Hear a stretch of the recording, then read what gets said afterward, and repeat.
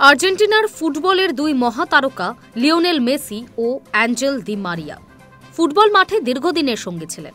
Copa America জেতার পর অবসর নিয়েছেন দি মারিয়া, আর বিশ্বকাপের আগের বছরে বিদায় জল্পনা উস্কে দিয়েছেন মেসি।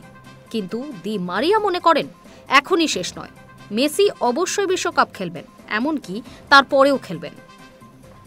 সম্প্রতি ভেনেজুয়েলার বিরুদ্ধে বিশ্বকাপের যোগ্যতা অর্জন পর্বের ম্যাচ খেলতে নামে আর্জেন্টিনা।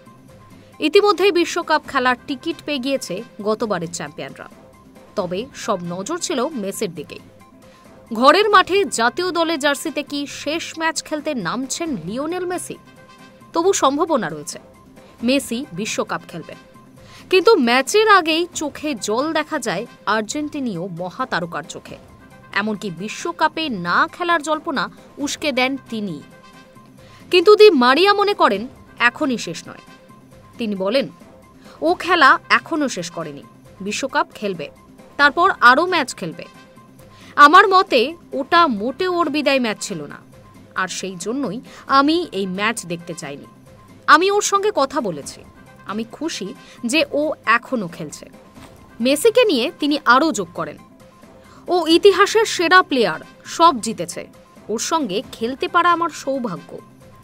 জাতীয় দলের জার্সিতে এই দুই সতীর্থের মধ্যে সম্পর্ক সবসময় স্পেশাল। ফলে দি মারিয়া যদি মনে করেন মেসি বিদায় নেবেন না, তাহলে নিশ্চয়ই তার সার্বত্তা আছে বলেই অনেকে মনে করছেন। মেসির অবসরের সম্ভাবনা নিয়ে মুখ খুলেছেন আর্জেন্টিনার কোচ লিওনেল স্কালোনিও। তিনি বলেছেন, আমি লিওর সঙ্গে বিশ্বকাপ নিয়ে কথা বলিনি, জানি ও সময় নিয়ে সিদ্ধান্ত নেবে। ও যাই ঠিক করুক না কেন, সেটাই আমাদের জন্য ভালো হবে।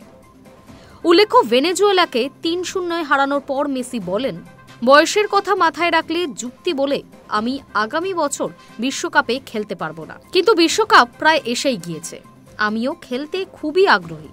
তবে আমি প্রত্যেকটা ম্যাচ ধরে এগোতে চাই।